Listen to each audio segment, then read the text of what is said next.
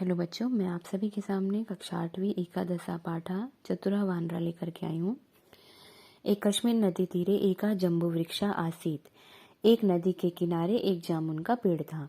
तस्मिन एका वानरा प्रति स्मृति वस। उस पर एक बंदर रहता था। सा नित्यम तस्य फलानी खादति स्म। वह रोज उसके फल खाता था। कश्चित मकरो अपि तस्याम नद्याम वसत। कोई मगर भी उस नदी में रहता था। वानरम प्रतिदिनम तस्मै जम्बू फलानी अयच्छत। वानर प्रतिदिन उसे जामुन के फल देता था।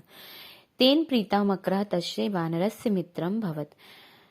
इस स्नेह के कारण मगर और बंदर में मित्रता हो गई।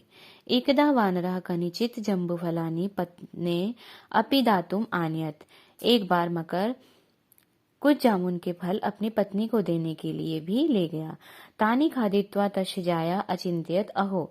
उसे खाकर उसकी पत्नी ने सोचा, आहा, यह प्रतिदिनी मित्रशानी फलानी खादती। जो रोज ऐसे फल खाता होगा, नूनम तस् हृदयमपि अति मधुरम भविष्यति। निश्चित रूप से ही उसका हृदय बहुत मीठा होगा। स पतिम कथयत भो स्वामिना। वह सोचकर अपने पति से बोली, हे स्वामी, जामुन खाने वाले तुम्हारे मित्र का हृदय भी जामुन की तरह मीठा होगा। अहम तदैव खादितुम इच्छामि।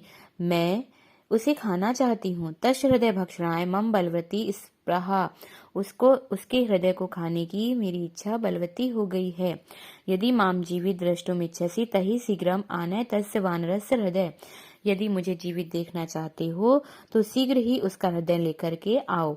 पत्न्या हठात विवशा मकरा नदी तीरम गत्वा वानरम वद्रत बंधो।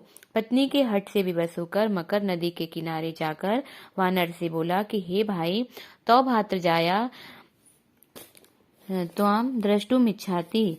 तुम्हारी भाभी तुम्हें देखना चाहती है। अतः मम गृह मागच्छ। इसलिए मेरे घर आओ। वानरा अपृच्छत कुत्र ते गृहम्। वानर ने पूछा कि कैसे तुम्हारे घर कैसे जाएंगे। कथमहम तत्र गंतुम शक्नोति। कैसे वहां कैसे जा सकते हैं। मकरः अवदत् अलम चिंत्यत। मकर बोला, चिंता मत करो। अहम त्वाम स्वपृष्ठे धृत्वा गृहं नेष्यामि। मैं तुम्हें अपनी पीठ पर बैठा करके ले जाऊंगा। तस्य वचनम श्रुत्वा विश्वस्ता वानरा तस्मात् वृक्ष स्कंधात् अवतीर्य मकर पृष्ठे उपाविशत। उसके वचन सुन करके विश्वास करके वानर उसकी पीठ पर बैठकर मकर की पीठ पर बैठ गया। नदी जले वानरम विवशः मत्वा मकरा अकथयत। नदी के जल में वानर विवश होकर के मकर से कहा, मम पत्नी। नदी के जल में बंदर को मजबूर जानकर मगर ने कहा, मेरी पत्नी तुम्हारा हृदय खाना चाहती है। तस्मे तो हृदय दातुमे त्वाम नायामी। उसे तुम्हारा हृदय देने के लिए ही मैं तुम्हें यहाँ लाया हूँ। कथ न पूर्व कथयत चतुरा वानरा शीघ्रम कथयत। अरे मूर्ख। चतुर वानर ने शीघ्र ही कहा, अरे मूर्ख, कथम न पूर्वमेव निवेदितम त्वया। तुमने मुझे पहले ही क्यों नहीं बताया। मम हृदय तु वृक्षस कोटरे एव निहितम। मेरा हृदय तो पेड़ के खोखर में रखा है। अतः शीघ्र ततः न अयम अहम स्वहृदयमानी भातृजाया दात्वम दातम ताम तोष्यामि इति। अतः शीघ्र ही चलो, मैं अपने कलेजे को लेकर भाभी को देकर उसको संतुष्ट करूंगा। मूर्खा मकरा तस्य गूढ़ मास्यम अबुद्ध्वा वानरम पुनस्तैव वृक्ष मन्यत। मूर्ख मगर उसके छिपे हुए गुप्त अर्थ को न जानकर फिर से वृक्ष मारूहा वानरः अवदित दृढ़ मूर्ख। फिर से वृक्ष के पास ले गया।